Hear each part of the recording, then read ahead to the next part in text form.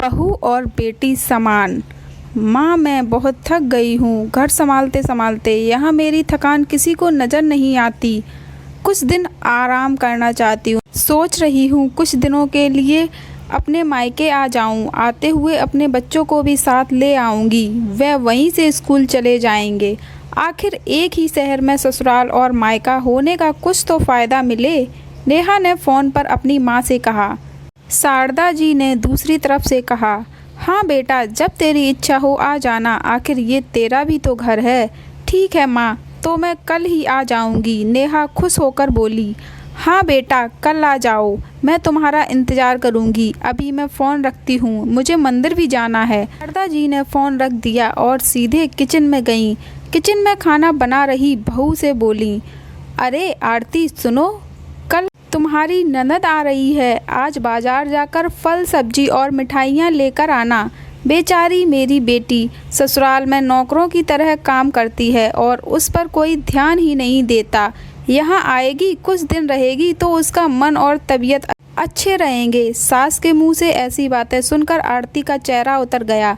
वह मन ही मन सोचने लगी, काश आपको मेरी थकान भी नज़र आती। मैं भी दिन रात झाड़ू पोंछा, बर्तन, खाना बनाना, मार्केट जाना और हर वह काम करती हूँ जिससे हमारे परिवार वालों को कोई दिक्कत ना हो।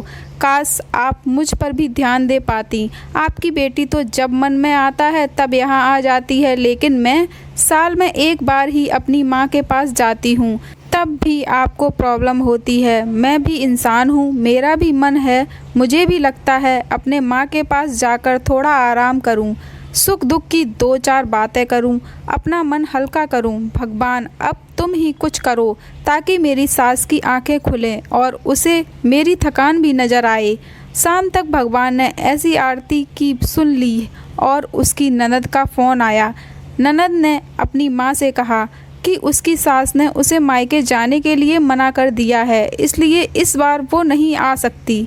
शारदा जी बोली, ऐसे कैसे मना कर दिया? पहले तो कभी वह तुम्हें आने के लिए नहीं रोकती थी, इस बार भला क्या हो गया? लाओ मेरी बात कराओ उनसे, मैं समझाती हूँ। नेहा ने फ़ोन अपनी सास के पास दिया। शारदा जी ने कहा, नमस्ते समदन जी, आपसे कुछ कहना था। समदन जी ने कहा, कहिए। दरअसल नेहा कल त्योहार है, इसलिए अपने मायके आना चाहती है। अगर आप उसे भेज दें तो अच्छा रहेगा। नेहा की सास ने कहा, देखिए समदन जी, आपकी बेटी मायके जाकर रहे, इस बात के लिए हमने उसे कभी नहीं रोका और इस बात से हमें कोई प्रॉब्लम है भी नहीं। कुछ दिनों पहले मैं अपने रिश्तेदार की शादी में गई थी। वहाँ आपकी बहू आरती की माताजी से मिलने का मौका मिला। उनसे गपशप करने के दौरान उनकी बातों से पता चला कि आरती को साल में एक ही बार अपने मायके जाने को मिलता है और वह भी बहुत कम समय के लिए। मुझे लगता है आपको पहले आरती को अपने मायके भेज देना चाहिए और वह जब मायके होकर आ जाएगी तो मैं नेहा को आपके पास भेज दूंगी।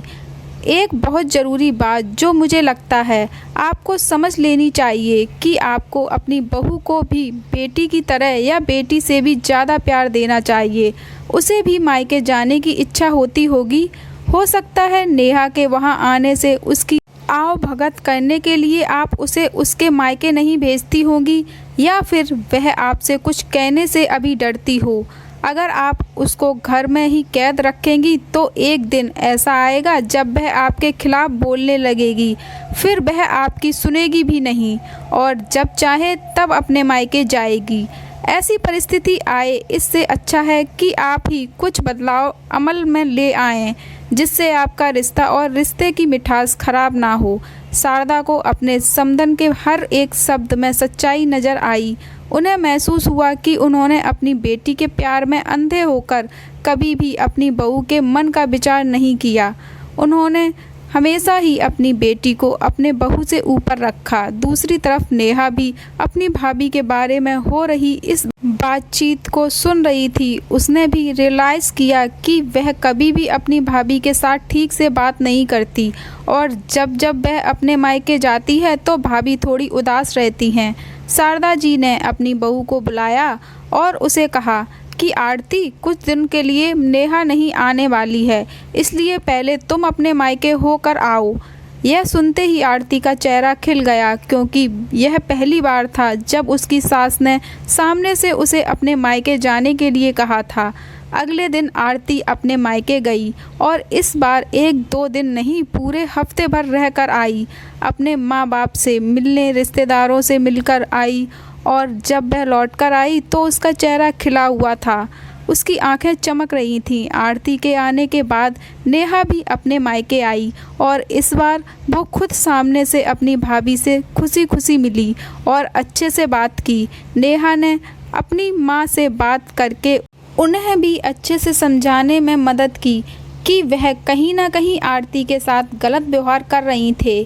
दूसरी तरफ आरती अपने ससुराल वालों के बदले रवैये से बहुत खुश थी। अब वह खुशी खुशी सबका ध्यान रखती और हर काम प्यार से करती।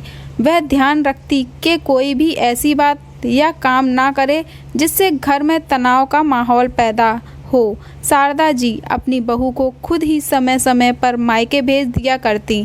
एक छोटे से बदलाव से सास बहू और भाभी ननद के बीच की कड़वाहट को दूर कर दिया और रिश्तों को और भी ज़्यादा मीठा और मजबूत कर दिया। यह कहानी आपको कैसी लगी और इसी प्रकार की कहानियों को सुनने के लिए मेरे चैनल को सब्सक्राइब, लाइक एंड कमेंट करें। Thank you for watching.